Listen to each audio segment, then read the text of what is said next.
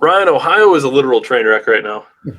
Uh, so, if not hiring your franchise quarterback for one of your teams that was a massage therapist specialist wasn't enough. Here's the thing, Ryan. Everyone's heard of the train derailment, but I suspect you want to talk more about what has come from it. I did see this video. I thought was kind of interesting. I don't know if you want me to share it here, but there's a video of you can watch what the river looks like in Ohio, one of the creeks or rivers in Ohio, because all the chemical spill and everything that's just in the water supply there. It's in the ground. It's just everywhere. Brian, do we know what was on the trains? I've typed it in. If you pull it up, I'm not that you have to, but yeah, whatever that chemical name is, when you type that chemical name into Google and search it, it is like the main chemical that is required to make PVC. And there's like 30 cancer-causing agents in it. They've been trying to ban this chemical for years, and obviously all these articles are coming up now that the train derailment has happened about it's fucking all over the place. But it's basically PVC chemicals, highly toxic, corrosive. For those who don't know, I am not pseudo-intellectual when it comes to chemicals. I'm actually slightly educated on it. I have a high degree of experience measuring. You would say I was like a chemist. I practice a high degree of chemistry for a lot of my personal or my professional career at a time. I just didn't have a fucking bachelor's degree.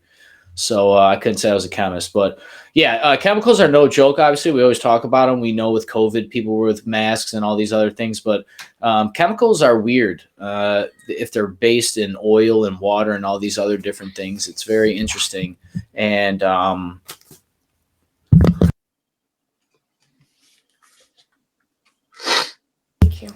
and based on the way that the chemicals are, the way that they evaporate and the way they respond to water and the way that like water-based chemicals, if it's in water, like it just gets so crazy and dicey and tricky. And the reason I'm explaining this like this is because like this is the problem and the great thing with the internet is that you can get everything that you're looking for. It just doesn't mean anything. It's like we can get the information, but we can't necessarily like construct anything useful with it. We just know that where the information is. And with chemicals, all you could really do is pull up the PP sheets, the personal protection sheets, and look at its flammability and all that shit, which is why that they knew that they had to go there and blow this stuff up with flamethrowers basically and burn the ground, right? I've heard that the train did not have any hazardous waste markings on it. And this was from the governor of Ohio, I believe. So yeah, it's just very interesting. I've heard very mixed things, and I have a personal connection to Ohio. I went to trade school in Cleveland, Ohio for 2 years. I developed relationships. I seen the local area, ate a restaurant. I lived there. This was part of my childhood. I was 17 years old, and I moved back when I was 19. My childhood's in Ohio. It's in that area. It's not that close to Cleveland. It's probably a couple hours, but the point still remains like people I know, and I'm seeing them report about it on my Facebook streams and other things. And yeah, my heart, like literally the heartland of the country, my heart is out to like, I have a personal connection there, man. And not to mention all these chemicals is going to go in the air. I've seen graphs and they're talking about how high the chemicals were. And there were some photographs apparently that there was a big circle from like an airplane window. So oh yeah. Yep. And granted, I'm not going to rely on Facebook and people to take these things down or allow them to stay up to know that they're real or not. But I will say if a train, like how big is a fucking train car? Like it's not out of the realm of possibility that like a cloud, right? Like when you light it, and obviously it's real. Like I've seen these photographs from people that live in that area through other friends, so it's very interesting. But I have heard that they've censored some information about this train derailment in Ohio. And then I've also heard that there's other train derailments in Texas, in Arizona. There was also a toxic chemical spill, and they told people to stay in their house. They had people weren't allowed to leave. And And then I heard there was also a train derailment in Detroit. So I'm wondering like how many of these things are real and not real. It's crazy we have to even go through here and talk like this because once again they've allowed this discourse to happen and make us not believe them, but it's not healthy. This isn't like good to know if fucking chemicals are in the air because we can't trust everything we're getting. We can't trust the news to report on this stuff. We can't trust the internet because the news says it's not real, even though like I would just move. If I lived in that town and if I looked out my window and I seen a fucking skyscraper size cloud of ash and it wasn't from like a house fire or something, right? When I found out as a train derailment with toxic waste chemicals of PVC that is leaching into the ground and killing birds in the air, I'm packing up everything and leaving. Like, and by everything, I mean like my family. I'm not like everything can stay in the house. It's junk. Everything's junk. Start over. You could take that. I would go bankrupt. I don't even know if this is feasible. I could not imagine being those people there. What are you going to do? Call the insurance company? When you guys all start getting cancer? What are you going to sue the company? People are going to be dead before they get a lawsuit from the trains. And the train is operated, ran, and maintained probably by the government.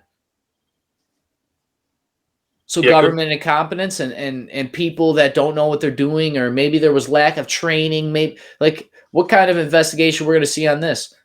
But it's just interesting. A lot of all in my space that I'm seeing, nobody believes it because of everything else that has been going on lately since the beginning of the first of the year with the So what they're saying, vinyl chloride, isobutylene, butyl acrylate, benzene, ethanexyl acrylate, ethylene glycol. Ethylene glycol? Interesting. Yeah, it's like glue. I think it's glue. So, or a solvent, like a cleaner. And then, like I said, there was this video. I wanted to show the video too because it's one thing to talk about all this, but to actually see it, it's pretty crazy to see. Like, this is the water in Ohio right now.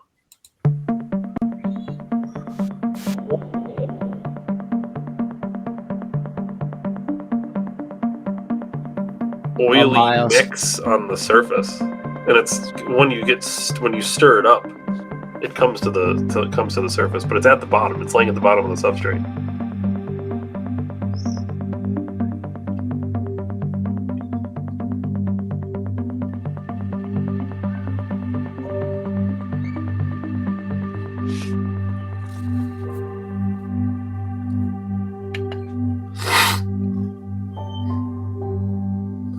It's gonna be worse because it's parts per million. Like it's getting diluted. I just want to say that smell is noxious after moving those rocks a little bit. Hey, you're aerating the chemicals. Well, here's the other problem. We talked about masks for COVID. This woman should have a mask, literally a mask on, like a 3M mask. Awful smell. Ugh. The other thing that's going to happen is, so when all those living creatures die in the water, obviously you're going to get smell from that, but they release chemicals and toxins too. They're going to release a lot of ammonia and everything like that in the water. So it's going to be just a total mess for a while. It's not going to it's not going to get cleaned up overnight. Well, and then once again, once again, professional experience, Dave. I know you worked at buy shops and stuff, but I had a conversation with one of those guys that drove the trucks. It was called Solvent Clean or something. U.S. Chemicals. They would come and pick up the big 55-gallon vats of thinner coolant and stuff. Yeah. Yeah, and I would ask him what happened if the thing tip over. He's like, they have a $250 million insurance policy on every truck.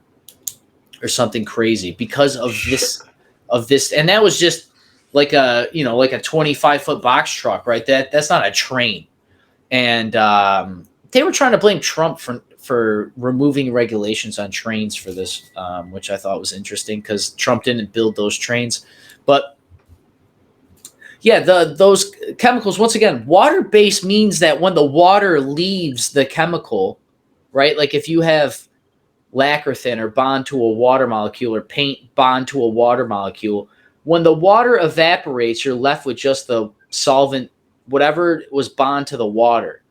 Yeah. But if it's in water, it never evaporates. And everything's made of water. So if you stick your finger in the chemical, you're made of water, so it's going to suck into you. And it's never going to evaporate. Never, ever. That's just if it's water-based. If it's solvent-based, it's even worse. Because we're sponges.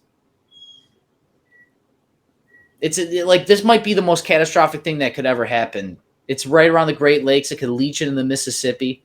Is this worse than BP oil spill? It's got to be.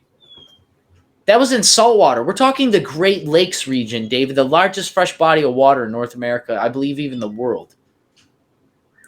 The only other size, I think, is like the Baltic Sea or something. That's fresh water. But it still stands. Like, you know, like we all have to check. Like, we got to get our house in order, you know? And something else I was seeing, and then we'll move on here. But yeah. People were like, don't drink the tap water. It's like, do you realize? You shower in it. You wash your hands in it. Yeah. You're not going to get away from it. You're not getting away from it. Dave Ryan, weekly show, number 1773. Catch us Monday through Friday, 7 p.m. Eastern, YouTube, Rumble, Facebook. I'll be there. Dave will be there. I look forward to seeing everybody. As always, David, thank you for your time.